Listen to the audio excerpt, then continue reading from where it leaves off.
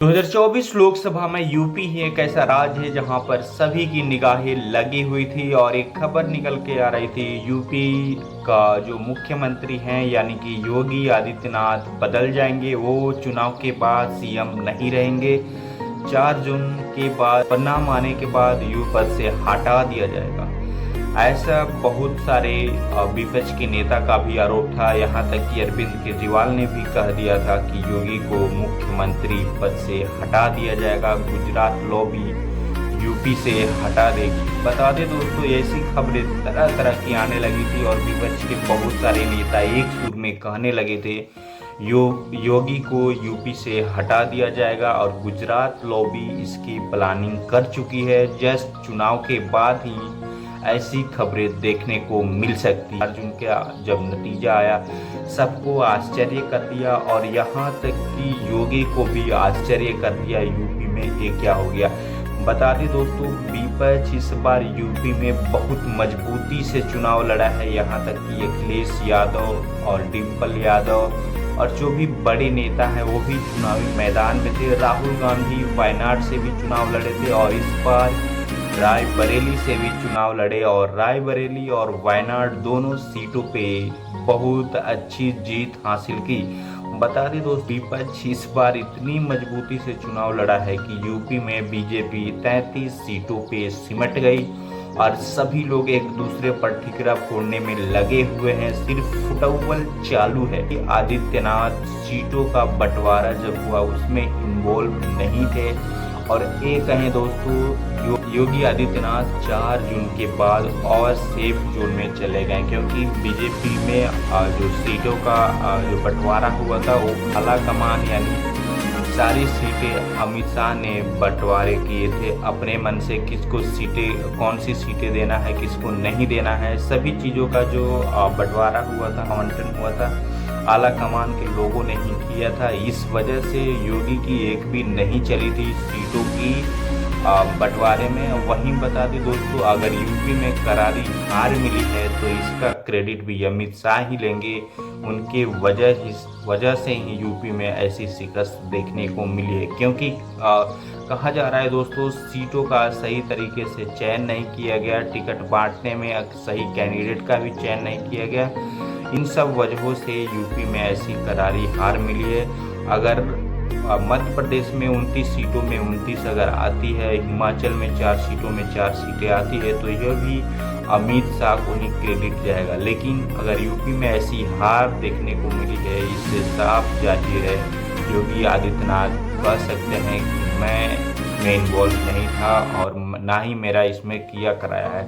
और जो भी 33 सीटें आई है वो यूपी में योगी के बदौलत ही आई है, ऐसा विशेषज्ञों का मानना है। बता दें दोस्तों, जो कोल्ड वार था वो थम गया है, क्योंकि उधर मोदी और शाह अपनी साख बचाने में लगे हुए, क्योंकि ये जोड़ तोड़ वाली जो सरकार है ये कितना दिन तक चलेगी, इस पे बहुत सारे सवाल उठाए जा रहे हैं कि मोदी को एक तरह से हार मिली है और उनको सत्ता में बने रहने का कोई हक नहीं है। और जहां पे नीतीश कुमार और नायडू बाबू के समर्थन से यह सरकार चल रही है और अब मोदी और शाह बहुत कमज़ोर हो चुके हैं। इस वजह से योगी आदित्यनाथ पर, या ये कहें तो यूपी के राजनीति में अब कोई दूसरा नाम नहीं होगा योगी आदित्यनाथ के बाद। और योगी के ऊपर जो भी जो केंद्रीय दबाव थे, या ये कहें तो जो आला कमान के दबाव थे, वो अब नहीं चलेंगे, क्योंकि वो खुद कमज़ोर पड़ गए हैं और कमज़ोर माने जा रहे हैं। और यहाँ यूपी में इकलौता एक ऐसा चेहरा है जो यूं लगा हुआ है और डटकर लड़ाई लड़ रहा है, वो है योगी आदित्यनाथ। और यहाँ आरएसएस का भी तरह तरह की बयान आ रही है। बीजेपी आरएसएस ने भी अपना मुंह खोलना शुरू कर दिया है। इस वजह से योगी को और मजबूती मिली है। और यहाँ मोहन भागवत मोदी और शाह से नहीं मिल रहे हैं और गोरख उड़ाकर योगी आदित्यनाथ से मिल रहे हैं, तो अंदाज़ा लगाया जा सकता है दोस्तों, योगी को अब आरएसएस का सर मिल चुका है और योगी को यूपी से अब कोई नहीं हिला सकता है। यहाँ पे दोस्तों बता दें, योगी तबातोड़ एक के बाद एक फैसले ले रहे हैं, तबादले हो रहे हैं और इंजीनियर्स, डॉक्टर, आईएएस, आईपीएस सभी की नट बोल्ट टाइट किए जा रहे हैं। और अब मोहन भागवत का गोरखपुर में होना, योगी आदित्यनाथ से मिलना, ये साफ दोस्तों संकेत दे रहा है कि योगी आदित्यनाथ के साथ अभी संघ है और संघ जो चाहेगा वो करा सकता है। तो इस वजह से योगी जो है संघ का पहली पसंद है और यूपी में योगी ही सीएम रहेंगे। हो सकता है दोस्तों जो आगे की 2027 चुनाव होगी उसमें भी योगी ही मुख्य चेहरा रहेंगे यूपी का, और योगी ही हैं जो यूपी की इकलौते नेता बन चुके हैं दोस्तों, जो सबसे आगे हैं और सबसे टॉप लीडरों में अपनी जगह बनाई है। और नंबर 2 की जो पोजीशन है दोस्तों वो जल्द ही योगी के नाम हो जाएगी। यूपी में राजभर और जो ये निषाद पार्टी के जो लोग हैं, अनुप्रिया पटेल है, इन सबको भी एक एक करके योगी आदित्यनाथ ठिकाने लगा सकते हैं।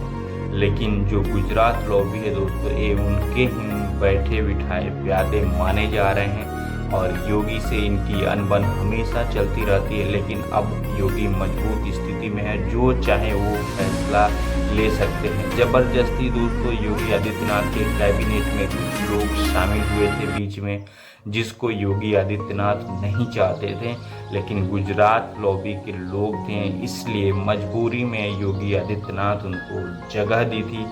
लेकिन अब कोई बड़ा फैसला ले सकते हैं योगी अपने अकेले के दम पर, क्योंकि योगी अब बहुत मजबूत स्थिति में है और आला कमान बहुत कमज़ोर पड़ चुका है। वो अपनी कुर्सी बचाने में लगी हुई है और तब तक योगी आदित्यनाथ और मजबूत स्थिति में चले जाएंगे। कमेंट बॉक्स में ज़रूर बताइएगा दोस्तों योगी अब पहले से और कितने ताकतवर हो गए हैं और क्या योगी यूपी में 2027 तक मुख्यमंत्री बने रहेंगे, ये भी कमेंट बॉक्स में जरूर बताइएगा। मिलते हैं किसी अगले वीडियो में, तब तक के लिए जय हिंद जय भारत।